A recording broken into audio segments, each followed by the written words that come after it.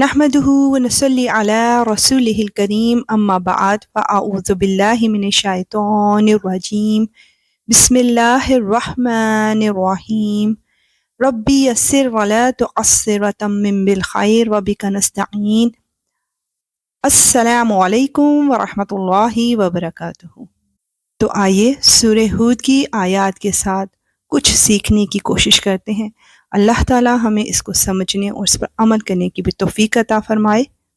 سورہ ہود کی آیت 91 to 95 میں حضرت شعیب علیہ السلام کی قوم پر جو عذاب نازل کیا گیا اس کا ایک منظر بیان کیا جا رہا ہے۔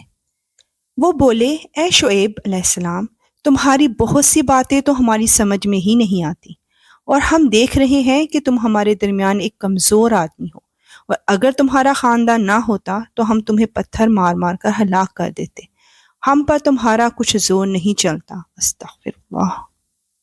شعیب علیہ السلام نے کہا، اے میری قوم، کیا تم پر میرے خاندان کا دباؤ اللہ سے زیادہ ہے اور اس کو تم نے بالکل ہی پس پش ڈال رکھا ہے؟ یقین جانو کہ جو کچھ تم کر رہے ہو میرا پروردگار اس سب کا پورا احاطہ کیے ہوئے ہے۔ اور اے میری قوم، تم اپنے حال پر رہ کر جو چاہو عمل کیے جاؤ، میں بھی اپنے طریقے کے مطابق عمل کر رہا ہوں۔ عنقریب تمہیں پتہ چل جائے گا کہ کس پر وہ عذاب نازل ہوگا جو اسے رسوا کر کے رکھ دے گا، اور کون ہے جو جھوٹا ہے، اور تم بھی انتظار کرو، میں بھی تمہارے ساتھ انتظار کر رہا ہوں۔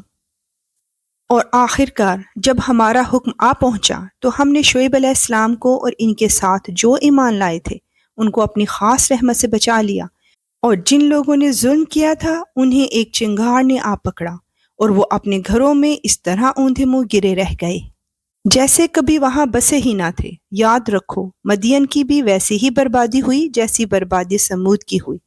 استغفر اللہ۔ آیت 96 to 99 میں ہم دیکھیں گے کہ آل فرعون کا کیا انجام ہوا۔ اور ہم نے موسیٰ علیہ السلام کو اپنی نشانیوں اور روشن دلیل کے ساتھ پیغمبر بنا کر فرعون اور اس کے سرداروں کے پاس بھیجا، تو انہوں نے فرعون ہی کی بات مانی، حالانکہ فرعون کی بات کوئی ٹھکانے کی بات نہیں تھی۔ وہ قیامت کے دن اپنی قوم کے آگے آگے ہوگا اور ان سب کو دوزخ میں لا اتارے گا، اور وہ بدترین گھاٹ ہے جس پر کوئی اترے۔ اللہ اکبر۔ اللہم اجرنی من النار۔ اور پھٹکار اس دنیا میں بھی ان کے پیچھے لگا دی گئی، اور قیامت کے دن بھی۔ یہ بدترین صلہ ہے جو کسی کو دیا جائے۔ یا اللہ، تو ہمیں ہر طرح کے برے عمل سے اپنی حفاظت میں لے لے۔ آیت 100 to 102 میں ہم جانیں گے کہ ان تمام اقوام کا یہ انجام کیوں ہوا۔ یہ ان بستیوں کے کچھ حالات ہیں جو ہم تمہیں سنا رہے ہیں۔ ان میں سے کچھ بستیاں وہ ہیں جو ابھی اپنی جگہ کھڑی ہیں، اور کچھ کٹی ہوئی فصل کی طرح بے نشان بن چکی ہیں، اور ان پر ہم نے کوئی ظلم نہیں کیا بلکہ انہوں نے خود اپنی جانوں پر ظلم کیا تھا، جس کا نتیجہ یہ ہوا کہ جب تمہارے پروردگار کا حکم آیا تو جن معبودوں کو وہ اللہ کی بجائے پکارا کرتے تھے وہ ان کے ذرا بھی کام نہ آئے، اور انہوں نے ان کو تباہی کے سوا اور کچھ نہیں دیا۔ بے شک، اور جو بستیاں ظالم ہوتی ہیں تمہارا رب جب ان کو گرفت میں لیتا ہے تو اس کی پکڑ ایسی ہی ہوتی ہے، واقعی اس کی پکڑ بڑی دردناک، بڑی سخت ہوتی ہے۔ بے شک یا رب العالمین، تو اپنے بندوں سے بہت محبت کرتا ہے۔ انسان تجھ جیسے سچے معبود کا انکار کر کے خود ہی تباہی کے گھڑے میں گر جاتا ہے۔ آیت 103 to 108 میں ہم جانیں گے کہ بد نصیب اور خوش نصیب کا فیصلہ کب ہوگا۔ ان ساری باتوں میں اس شخص کے لیے بڑی عبرت ہے جو آخرت کے عذاب سے ڈرتا ہو۔ وہ ایسا دن ہوگا جس کے لیے تمام لوگوں کو اکٹھا کیا جائے گا، اور وہ ایسا دن ہوگا جسے سب کے سب کھلی آنکھوں دیکھیں گے۔ ہم نے اسے ملتوی کیا ہے تو بس ایک گنی چنی مدت کے لیے ملتوی کیا ہے۔ جب وہ دن آ جائے گا تو کوئی اللہ کی اجازت کے بغیر بات نہیں کر سکے گا، پھر ان میں کوئی بدحال ہوگا اور کوئی خوشحال۔ چنانچہ جو بدحال ہوں گے وہ دوزخ میں ہوں گے، جہاں ان کے چیخنے چلانے کی آوازیں آئیں گی۔ اللہم اجرنی من النار۔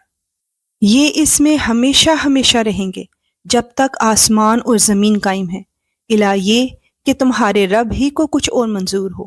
یقیناً تمہارا رب جو ارادہ کر لے اس پر اچھی طرح عمل کرتا ہے۔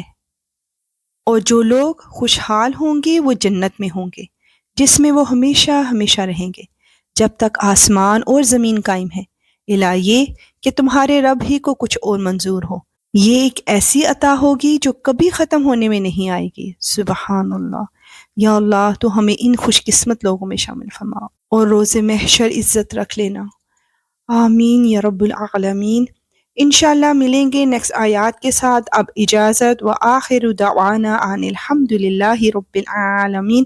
سبحانک اللہم وبحمدک، اشہد ان لا الہ الا انت، استغفرک واتوب الیک۔ السلام علیکم ورحمۃ اللہ وبرکاتہ۔